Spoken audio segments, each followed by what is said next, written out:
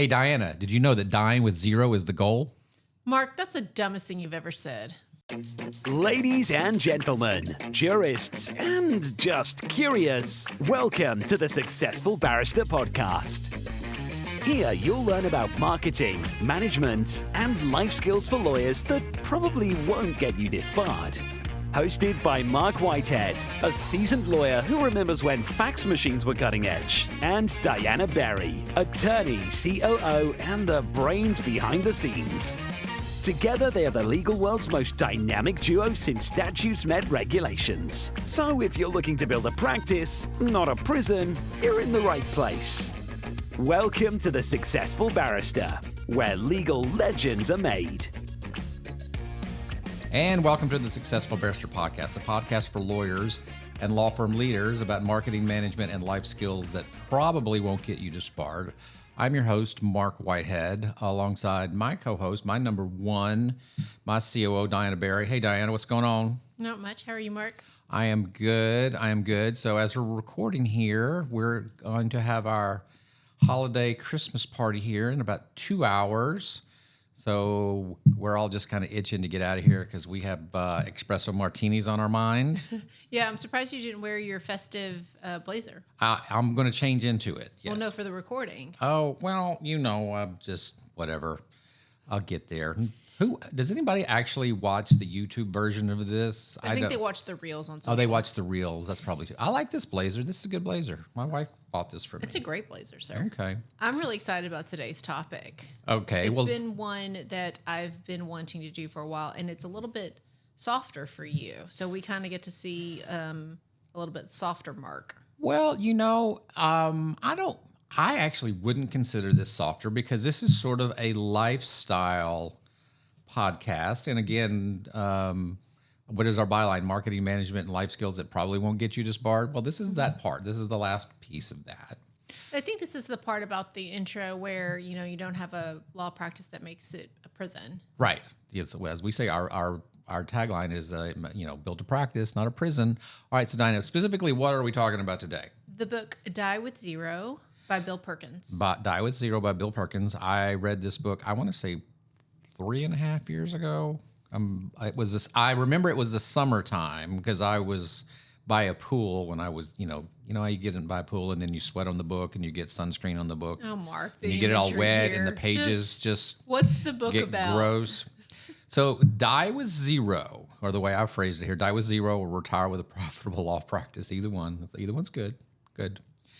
The premise of the book is about rethinking money, time, and your mindset, particularly our lawyer mindset in our particular case, because a lawyer's mindset, as we know, can get kind of janky and jaded after being brainwashed for 3 years in law school and then being brainwashed for probably our first job in our career. Are you choking? She's choking. I choked her up. Yeah, you did. Yes, I did. So the question I have for you is, this is you out there in podcast land, are you running your law firm or is your law firm running you? So I think that is the question we're going to ask today. We talked about this last week. Lawyers tend to be overworked. We tend to suffer burnout. We tend to, have the highest alcoholism rates. We have all the highest rates for all the bad shit. So this is explicit rating. Thank you very much. Yes, got one. So whatever the list is for all the bad shit that can happen to you, lawyers are at the top of all of those lists. Lawyers, accountants, and somebody else. I can't remember who the other one is. Dentists. Yes. I don't know why dentists hate their life so much, but let's introduce the book first, Mark. Okay. For those of our listeners that are not familiar with the book, Perkins posits that basically you should aim to have $0 in your bank account when you die. Otherwise, you've basically saved too much, which is obviously very radical and a bit extreme. I'm not sure he believes it himself to the complete dollar and cent. But basically, the idea is that money is a resource, and that saving money and not having experiences and utilizing that money is not the goal. So we've all heard the stories. I think I heard it. What was the book? Rich Dad, Poor Dad. Other anecdotes out there about the person that scrimped and saved their whole life and never went on a vacation and never did anything fun and never bought anything flashy, and they died, and all of a sudden people realized that they had left millions of dollars in their will to their cat or something like that. And that's kind of they use it as sort of a testament, like you can be rich even if you're not a big earner over your lifetime. But the flip to that is such a sad case.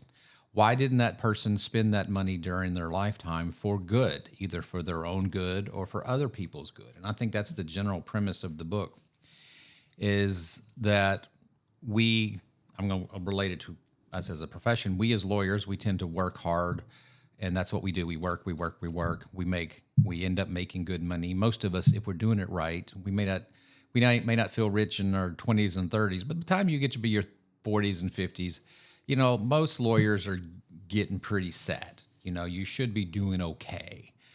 And I think the point of the book is that you need to, instead of just working for the end game, working so hard so you can finally retire, well, take little mini retirements throughout your career.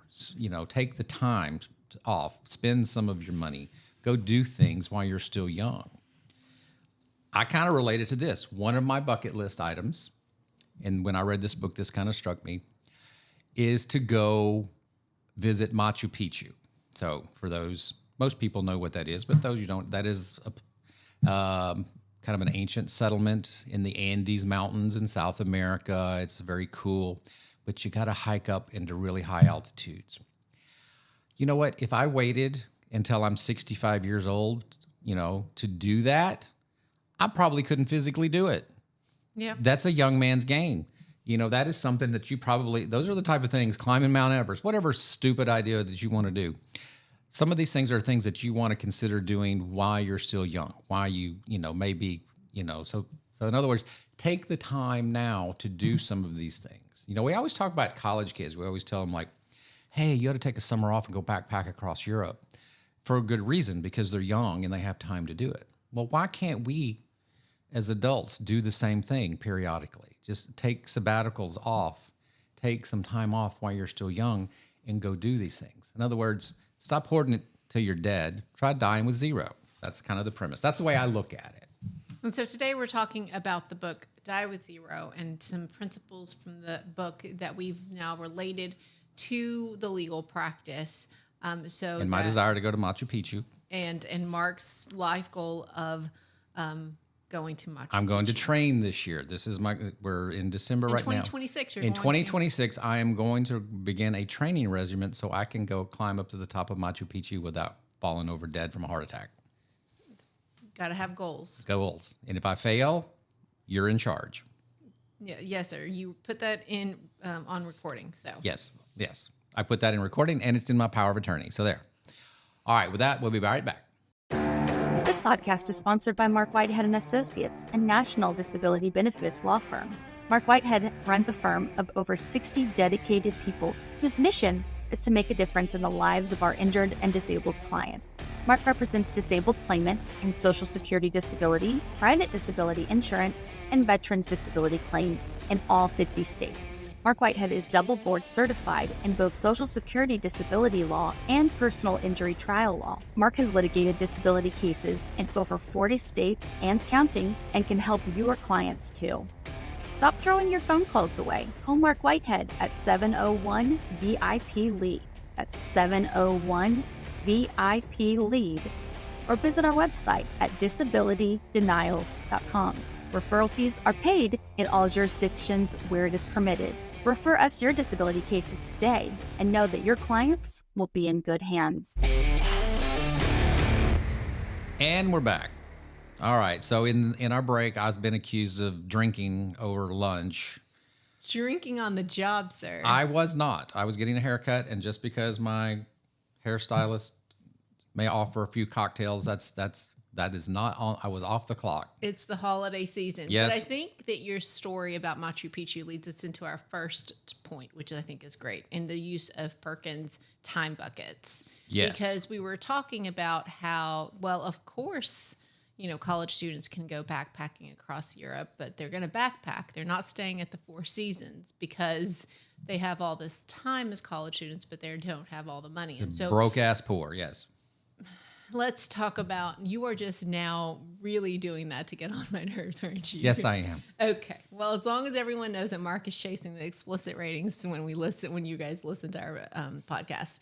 Marc, why don't you talk a little bit more about Perkins time buckets and how we think about that and applying that to the legal field? So first of all, he talks about the stages of your career. There's the now, that's your highest energy with your lowest free time. Now, of course, I think we're assuming people... Maybe the early years. Maybe the earliest years. College kids, or maybe the early years whenever you are starting your law firm. Yes.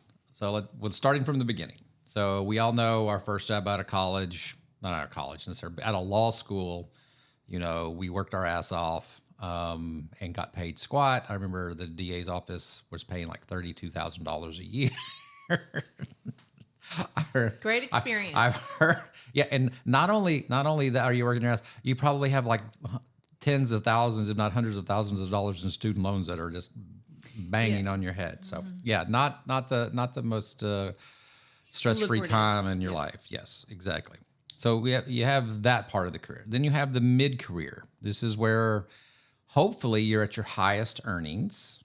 Those. Why are you looking at me funny? Go ahead. Okay. Every time I say something, she starts to look at me funny, and I'm like, "Did I?" Well, I'm preparing to disagree with you, but I'm going to allow you to finish your sentence. Did I spill my lunch on me or something? I didn't know. Cocktail. Oh, no, I did not spill that. Trust me, I did not. What was I talking about? So in your mid-career, you're positing that that's the highest earning for lawyers, which is typically in your 40s, probably some in your 50s. Then you pivot to late career. Hopefully this is like, mid 50s, early 60s through 60s. We all know most lawyers don't retire at age 65. Most of us aspire to drop dead at our desk. So, let's call it the 70s, something like that. Your late career. But hopefully by then you are slowing down. You may not be earning quite as much. Maybe you're earning more. I don't know. It just depends on how you set things up. But the problem is that, as I'm painfully aware, I just turned 59 last month, that you are less physically mobile and you have less stamina. And quite frankly, your desire to do some of these fun things might be on the wane. So that's kind of, I think, the point is that you should pick and choose your adventures and try to time your adventures to the time in your life where you could most optimally enjoy them. Exactly, yeah. And thinking about time and money in those regards and how you can optimally enjoy both. And so, based on what I think our listenership is and the age range there, I would say that, Perkins would say that for those in the mid-career where you suddenly find yourself as that accidental business owner, that accidental law firm owner, to avoid saving and avoid overworking. The way I think about it is growth for growth's sake. We've talked a lot about on this podcast how when you and your buddies get together, it's always like, oh, okay. It's almost like, well, how much have you grown this year? And how many new offices do you have? And how many Google reviews do you have? And it's a little competitive. And so that always drives, I think, our listeners to want to grow. Okay, next year, we just did our budget, Marc, and what'd you say? I want to grow how much? I think it was, I said 20%. But why? But because we grew that much last year. And so I think that's the fallacy, listeners, is that Perkins is arguing that growth for growth's sake is maybe not the pursuit. So Marc now obviously has I think his firm, I can speak out of both sides of my mouth and say that his firm almost has a life of its own and the engine is running whether he likes it or not. But for some of our smaller firms, for our listeners that can say, hey, you know what, next year's going to be, we're not going to grow. We're just going to stay steady, and I'm going to take more time and be intentional about maybe a month off and take that trip that I never have. I'm going to spend more time with my family. I'm going to reinvest my time as well as my money back into something else that is not the business. And that's how I think the time bucket principle from Perkins' book applies to the legal space. So the note I wrote down was build experience into the years you're actually running your firm. And I think I found the secret sauce there because I go to a lot of cool conferences. And believe it or not, they put a lot of these conferences in really cool places. And you can bring your spouse. I brought my family. You know, you come a few days early, you stay a few days late, you turn it into a big thing. I've taken my kids through the vendor halls, and they love when they were young anyway, they loved all the little tchotchkes, the highlighters, the paper, all the crap that they have. They're not as impressed by it now, but when they were young, they were impressed by it. But you can turn some of these things into experiences, and they also make them tax deductible. I'm just saying. Absolutely. So what's the second principle from the book that we're going to discuss today, Marc? Delegation equals buying back life energy. So how life energy, how do you define that? How did you read that? So I would say that, I think we all think that money is our scarcest resource. But as we've talked about on this podcast before, you can always make more money.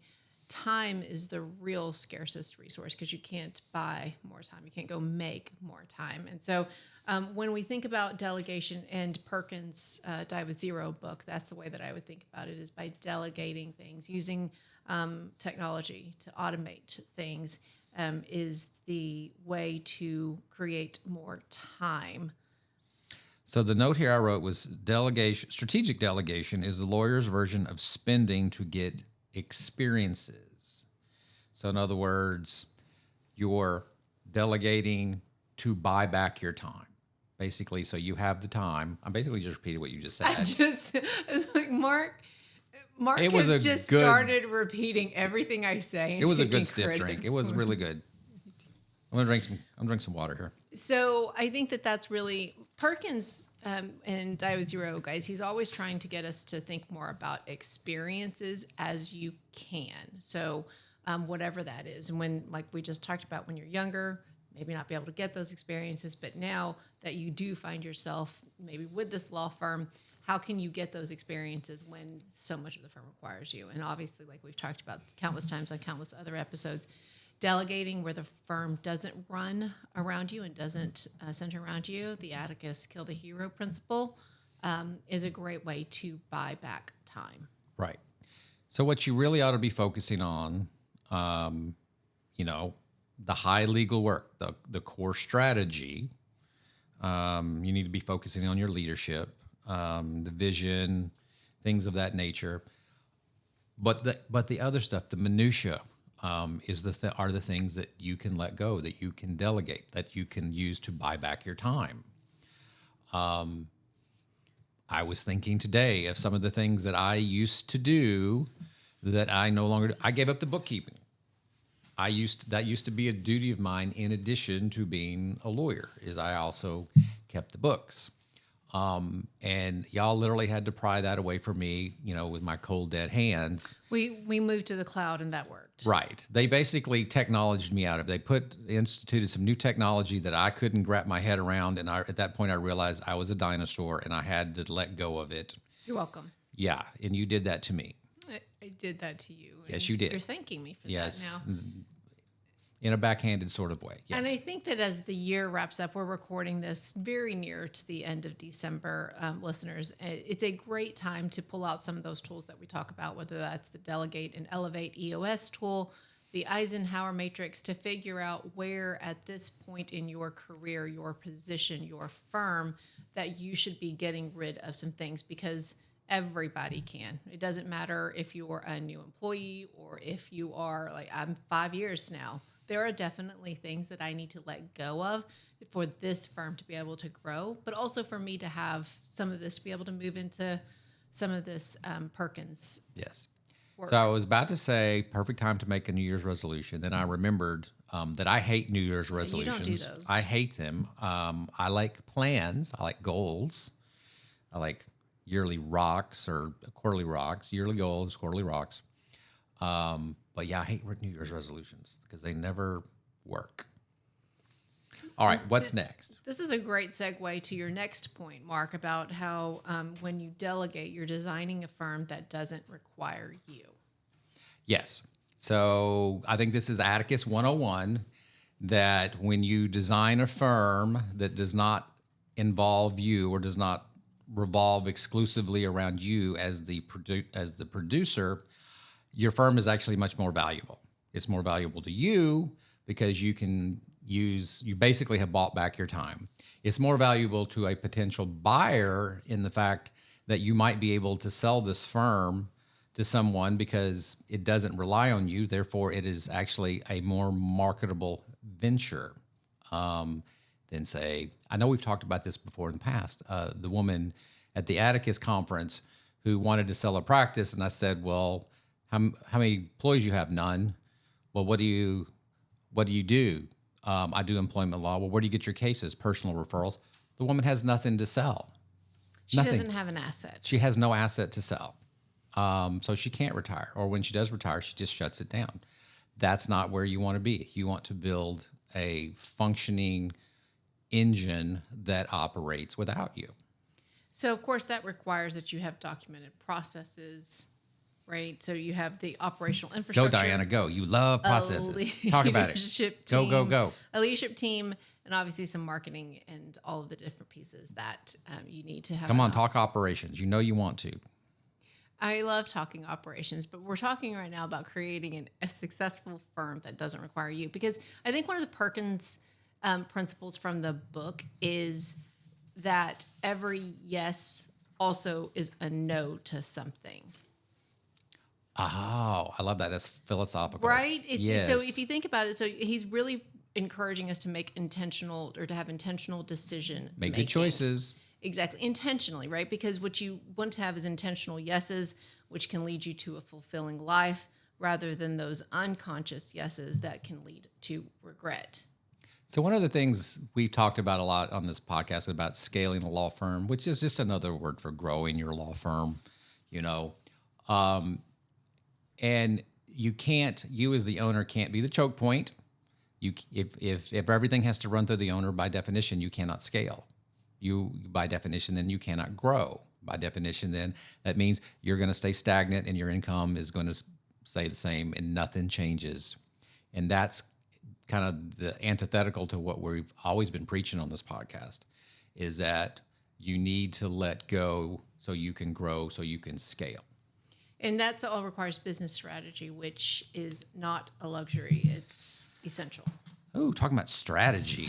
So that's gonna be our next podcast. Remember we talked about doing the core business skills, and then we were gonna do some sub podcasts on each of the core business skills. The next one we're gonna do is we're gonna do one specifically on strategy. That's exciting times. And so before that, we're going to wrap up this podcast. Oh, yeah, we got to finish this one before we start the next one. I apologize. That's okay. Your final point, though, Mark, I think that you've built this podcast so brilliantly. You've talked about delegating and how that creates a firm that doesn't require you. Her eyes are rolling when she said that. And now we're going to talk about how dying with zero and how that works with exit planning. So I have been talking exit planning this week with my lawyers, my CPA, my estate planning lawyer. Is that why we're drinking in the middle of the day? It could be. It also probably has something to do with I just turned 59. This is my last year in the 50s. 59 last month. Well, I mean, yeah, just. That was so. So you've been talking with your attorney. I know. And the first thing they said was, you need at least 7 to 8 years of runway to plan your exit strategy. The last thing you want to do is to try to plan your exit strategy a month before you plan on retiring or getting out or whatever you're doing. So, hence the reason I am now going through the exercise that I have put off for a long time. I mean, people have been badgering me. My wife has been badgering me about this for a long, long time. Well, first of all, to all of those attorneys, what attorney did you meet with? Well, I met with my CPA. I met with my financial advisor. I met with an attorney I'm trying to retain who is an expert in business valuation, business law firm succession. So first of all of you who got together and decided that 7 years is a good runway, congratulations on finding 7 years of income from one client. Exactly. I'm not even sure what you meant by I mean, isn't that great though? All of a sudden now you've got 7 years you're working with this group of people. Yeah, To well- get you, I mean, that's a 7-year contract essentially. Well, yeah, but it's not like I'm paying them that much money. So anyway, yeah, now we really digress. I've lost what my point was. But my point was to build a law firm that makes you money, that gives you time, gives you freedom, and that you can sell as an asset when you're ready to check out. And Mark, I think that's why I was giving you that funny look earlier when you said that when you're in your mid 40s, that's when you maybe are making your highest income, because I do think that if dying with zero can be applied correctly and for our listeners, then that you actually create an asset and a firm that will actually give you more return on your money in your later years than you were potentially making when you were still participating as rainmaker, as CEO, whatever position you may be in at this time. Exactly. Although I really think you rolled your eyes because I had a stain on my shirt. But anyway, but you get my point. I do. And so I think that so to wrap up this segment, Mark, I think what Perkins would say is that wherever you are in your career, you have to be just very intentional and aware of where you are to make sure you're not doing those unconscious yeses and trading, less experience for more money, which you may or may not need at that time. All right. With that, we're going to take a quick break, and when we come back, we are going to go through our 5 action items going forward. This is Marc Whitehead, lawyer, entrepreneur, and business coach. Thanks for listening to the Successful Barrister podcast. If we've stirred your juices, hit me up with an email at mark@markwhitehead.com. Remember, Mark is spelled with a C. And get on the Successful Barrister newsletter mailing list. Even better, let's set up a call. I'd love to talk to you about working together, talk shop, or just shooting the breeze. All right, Diana. Got to come here and close strong now. Now, what I do want to make a point to say, the point of this book is not to go out and spend recklessly or go drain your 401k or, put your firm up for a fire. I can't talk. What I'm trying to say? Maybe you have to do that strong cocktail you had. I don't know. What I'm trying to say is, don't put your firm up in a fire sale and move to Cabo or something like that. So, although we were in Cabo last year, it was very nice. So, yep, we had a good time with our spouses in the Pillman Mastermind. Yes, that damn fish that my wife caught, I finally hung it on the wall of this. I sent you that picture, didn't I? Yes, sir. You sent it to the leadership team. It's very impressive, Mrs. Whitehead. Yes, my wife can fish. So I think that the book isn't for everybody, but there are principles that you can learn to kind of take away as a maybe one day, and don't make maybe one day never. Yes. I think the point was use your money to elevate the quality of your life sooner in your life, but in a responsible way. All right. So we're going to make our 5 action steps going forward. I think I get the first one, do I not? Yes, sir. So my first action item is to create your time bucket map. So what this basically means, depending on where you are, what are the things that you want to do in your 20s, if you're still there? What do you want to do in your 30s? What do you want to do in your 40s? What do you want to do in your 50s? What do you want to do in your 60s? Thinking about in terms of both the time it takes to do it, the money it takes to do it, the physicality of it, who you want to do it with.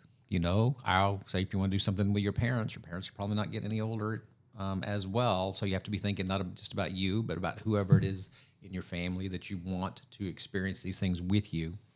But start thinking about that, planning out your decades about the big events.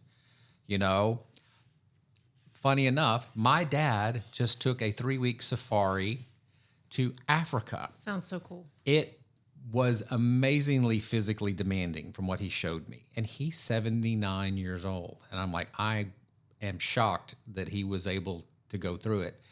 And I really wish I could have gone with him. But for obvious reasons, I couldn't swing it. But that would be an example. I doubt in 5 years from now, my dad could do it again. So I may have missed out on that opportunity, but you have to think about, whatever other generations you want to include. One of mine is I like to go places, but my kids have always been too young. So now that my kids are all, my youngest is now 19, my oldest is 26. So now my kids are now in the prime time that I can go do some cool stuff with them. Like I can go to Vegas and go gambling with my kids. Isn't that fun?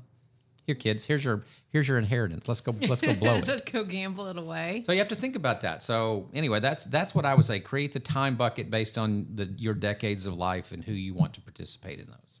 So my takeaway would be to identify at least one task to permanently delegate. And so again, I'd go back to our EOS tool, the Delegate and Elevate, the Eisenhower Matrix, especially again, as you're doing next year's planning.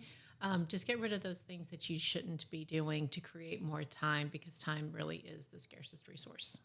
Yes, absolutely. Yours are so practical. Yeah. I know mine. I want to go gamble with my kids, and you're very practical. So this is just how we roll here. That makes sense. That makes a lot of sense, actually, if you think together. about it. Number 3, design your lifestyle law firm. Write out a written description. Keep it short. 1 page is good. What do you want your law firm to look like? I use the word lifestyle law firm specifically. Again, create a practice, not a prison. Create a law firm that serves your lifestyle. So in other words, a law firm that allows you to do the things that you want to do when you want to do them. It allows you to earn the money that you need to earn to live the lifestyle that you want to live, and gives you the time and freedom to do the things you want to do when you want to do them. And that's not an easy thing to do. And it took me probably 20 years before I kind of got that down. If I'd have joined Atticus a lot sooner, it would have been a lot quicker journey. But so pimping out Atticus again. So this is for you, Mark Powers. So my takeaway would be to audit your firm for sellability. So, we went back to creating an asset for your family, but also just to seeing, would anyone buy the firm as it is today? Making sure that you're not at the center of everything, that you've got processes and all those operational things. Do you have a marketing machine? Mm-hmm. What is your marketing? That's one of the key things when you look at a firm for sale, is how do you get business? And if it's all personal referrals to me, that is not good. That is not what you want to see. You want to have a marketing machine. We got a marketing director over here that runs our marketing machine. These are one of the things that you want to develop. You want an intake machine, and you want operations, just like you've described it. Those are things that make your firm valuable and make them saleable. Last one, number 5, schedule one experience in the next 90 days that you have postponed for years. Machu Picchu, here we come. We're going to do it. We're going to do it. I'm going to get on back of a llama and get up that damn mountain. Good luck. So it's We not believe like in you, Mark. And it's not that, what I'm saying is you don't have to actually do it. You have to schedule it. You have to get it on the books, whatever that looks like. So that's what you need to do in the next 90 days. That's my action item going forward. All right. With that, I think we may cut this a little short because Diana's just dying to get out of here and get to our holiday party. So I think there's what is it? A Japanese whiskey? That's your drink of choice? It is me. Okay, mine to this evening is going to be an espresso martini because I think I need to wake up a little bit. But that's where we're heading this. So with that, I would like to thank everybody for listening to the Successful see, I can't talk. I just can't talk. The Successful Barrister podcast, where legal legends are made. I'm Mark. And I'm Diana. And together we're the dynamic duo of law. So if you've enjoyed this episode, please rate and review us wherever you and your fellow overworked lawyers listen. Make sure you hit that forward button and send this podcast to your friends if you've heard something you like. Hit me up at marc@marcwhitehead.com. Remember, Marc is spelled with a C. For more episodes, find us at successfulbarrister.com. And most importantly, do not forget to visit our sponsor, Marc Whitehead Associates, a national disability law firm, at www.disabilitydenials.com. Till next time, build a practice, not a prison. We're out. Bye.